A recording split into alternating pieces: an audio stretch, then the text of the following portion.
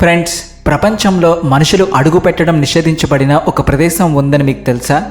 ఎందుకంటే అక్కడ కేవలం పాముల రాజ్యం మాత్రమే నడుస్తుంది. ప్రపంచపు ఊపిరితిత్తులు అని పిలువబడే ఒక దేశం అది. అక్కడ అమెజాన్ యొక్క అటువంటి అడవులు ఉన్నాయి. అంటే ఆ అడవుల లోతుల్లో నేటికి బాహ్య ప్రపంచంతో ఎలాంటి సంబంధం లేకుండా జీవిస్తున్న గిరిజన తెగలు ఉన్నాయి. అయితే ఇదంతా విన్నాక ఆ దేశం ఏంటో మీకిప్పటికే అర్థమై ఉంటుంది. అవును ఫ్రెండ్స్, ఈరోజు మనం తెలుసుకోబోతున్న దేశం పేరు బ్రెజిల్. కానీ బ్రెజిల్ అంటే కేవలం football, Samba dance, Rio de Janeiro బీచ్లు మాత్రమే కాదు. ఇది ఆశ్చర్యాలతో నిండిన దేశం. ఇక్కడ కొన్ని ప్రాంతాల్లో కాఫీ అంత సులభంగా దొరుకుతుంది. అది నీళ్ల కన్నా చవకగా అనిపించే స్థాయిలో ఉంటుంది. ఇంకా ఆశ్చర్యం ఏమిటంటే ఇక్కడి కొన్ని జైళ్లలో ఖైదీలు పుస్తకాలు చదివితే వారి శిక్ష కాలాన్ని కూడా తగ్గిస్తారు. జ్ఞానం ద్వారా జీవితం మార్చుకునే అవకాశం ఇస్తారు. సో ఫ్రెండ్స్, ఈరోజు మనం దక్షిణ అమెరికాలో అతిపెద్ద దేశమైన బ్రెజిల్ను ఒక కొత్త కోణంలో చూడబోతున్నాం. అక్కడి రహస్యమైన ప్రదేశాలు, వింత చట్టాలు, ప్రకృతి అద్భుతాలు, అలానే మీరింతవరకు ముందు వినని ఎన్నో విషయాలు తెలుసుకోబోతున్నారు. ఇలాంటి ఆసక్తికరమైన, రహస్యమైన, నిజమైన సమాచారాన్ని తెలుసుకోవాలంటే మా ఛానల్ ఇప్పుడే సబ్స్క్రైబ్ చేయండి. అలాగే పక్కనే ఉన్న బెల్ ఐకాన్ నొక్కడం కూడా మర్చిపోవద్దు. ఫ్రెండ్స్, దక్షిణ అమెరికాలో అతిపెద్ద దేశమైన బ్రెజిల్ తన భవనాల వల్ల కాకుండా అమెజాన్ అడవుల వల్ల గుర్తింపు పొందింది. ఈ దేశం యొక్క 60% భాగం ఈ అడవులతోనే కప్పబడి ఉంది. వీటిని పృథ్వీ యొక్క ఊపిరితిత్తులు అని పిలుస్తారు.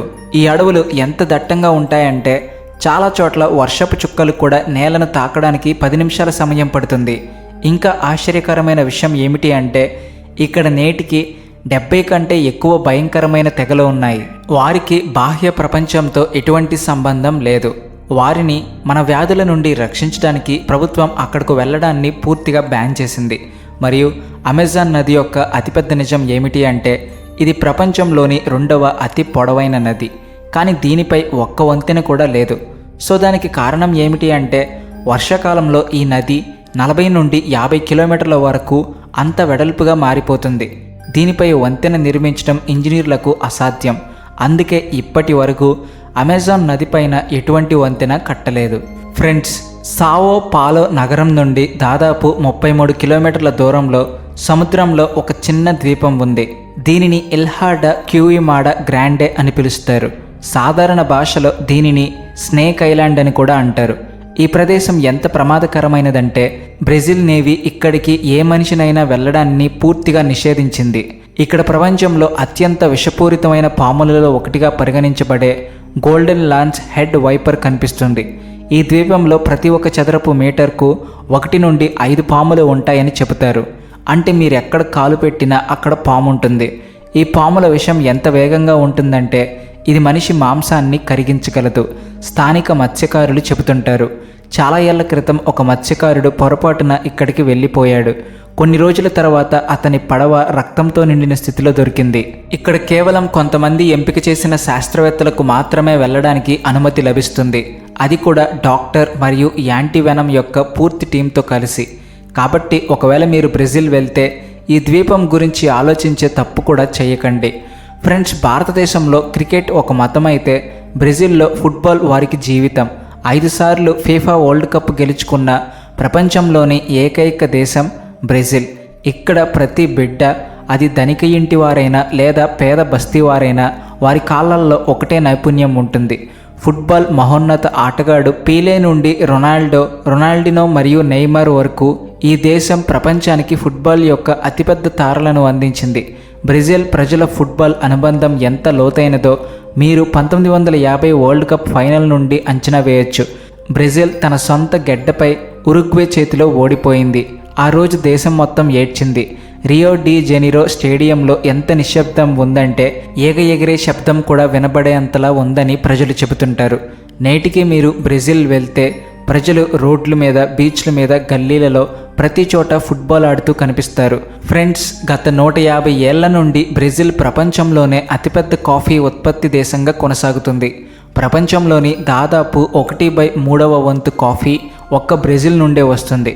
ఇక్కడ కాఫీ కేవలం ఒక పానీయం మాత్రమే కాదు, ఆతిథ్యానికి ప్రతీక. బ్రెజిల్ మీరు ఎక్కడికి వెళ్ళినా, ఎవరి ఇంటికైనా, ఆఫీస్కైనా లేదా పెట్రోల్ పంపుకైనా మీకు ఒక చిన్న కప్పు కాఫీ ఖచ్చితంగా ఆఫర్ చేయబడుతుంది. దానిని అక్కడ కాఫే జిన్హో అంటారు. ఇది చాలా స్ట్రాంగ్ మరియు తీపిగా ఉంటుంది. అయితే ఇక్కడ మరొక ఆసక్తికరమైన విషయం ఏమిటి అంటే 1932లో బ్రెజిల్ దగ్గర తమ అథ్లెట్స్ను ఒలింపిక్స్కి పంపడానికి డబ్బులు లేవు. అప్పుడు ప్రభుత్వం వారిని ఒక ఓడలో నింపింది మరియు దాంతోపాటు కాఫీ బస్తాలను కూడా ఉంచింది. దారిలో కాఫీ అమ్ముకుని తమ టికెట్ డబ్బులు సంపాదించుకోమని అథ్లెట్స్కు చెప్పారు. సో ఫ్రెండ్స్, ఈ కథ ద్వారా మనం తెలుసుకోవాల్సింది ఏమిటి అంటే బ్రెజిల్ కోసం కాఫీ నల్ల బంగారం కంటే తక్కువ కాదని. అయితే బ్రెజిల్ గురించి ఈ ఫ్యాక్ట్స్ మిమ్మల్ని ఖచ్చితంగా ఆశ్చర్యపరుస్తాయి.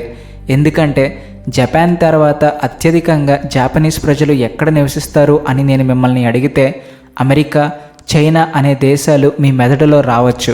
కానీ సమాధానం అది కాదు. దానికి సమాధానం బ్రెజిల్. బ్రెజిల్లోని సావో పాలో నగరంలో ఒక ప్రాంతం ఉంది. దీనిని లిబర్డేడ్ అంటారు. మీరు ఇక్కడికి వెళ్ళినప్పుడు మీరు టోక్యోకు వచ్చారని మీకు అనిపిస్తుంది. దాదాపు 15 నుండి 20 లక్షల మంది జాపనీస్ సంతతికి చెందిన ప్రజలు బ్రెజిల్లో నివసిస్తున్నారు.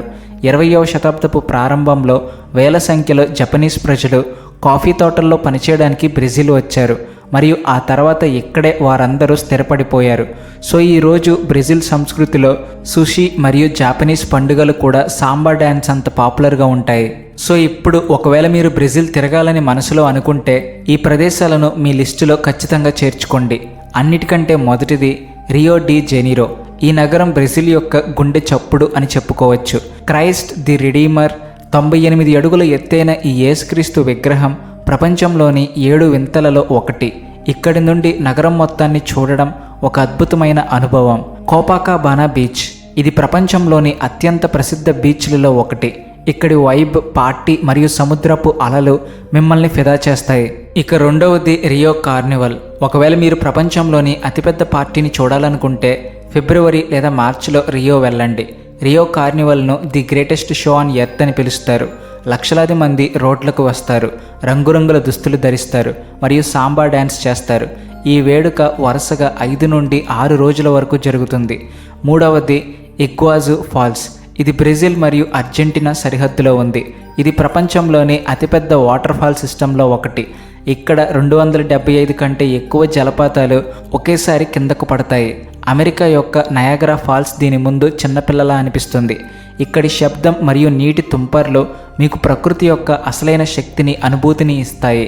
నాలుగవది అమెజాన్ జంగిల్ సఫారీ. ఒకవేళ మీరు అడ్వెంచర్ ఇష్టపడితే మనౌస్ నగరానికి వెళ్ళండి.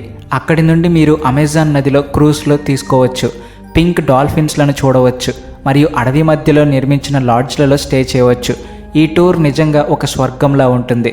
సో ఫ్రెండ్స్, బ్రెజిల్ వెళ్లే ముందు ఈ నియమాన్ని కంఠస్థం చేసుకోండి. ఇక్కడ షేక్ హ్యాండ్ ఇవ్వడానికి బదులుగా బుగ్గపై కిస్ చేసి కలుస్తారు. పొరపాటును కూడా ఓకే సైన్ చేయకండి. ఇది ఇక్కడ బూత్గా పరిగణించబడుతుంది. ఇక వీసా విషయానికి వస్తే ఈ దేశం యొక్క వీసా నియమాలు సులభంగానే ఉంటాయి. వెళ్లే ముందు ఒకసారి చెక్ చేసుకోండి. కాబట్టి ఫ్రెండ్స్, ఇది బ్రెజిల్ యొక్క ఒక చిన్న పవర్ఫుల్ ప్రయాణం. ఇలాంటి మరిన్ని ఆసక్తికరమైన మరియు జ్ఞానాన్ని పెంచే వీడియోలను చూడడానికి మా ఛానల్ని సబ్స్క్రైబ్ చేయండి మరియు బెల్ ఐకాన్ నొక్కండి. జై Hind. Please like and share and also thanks for watching.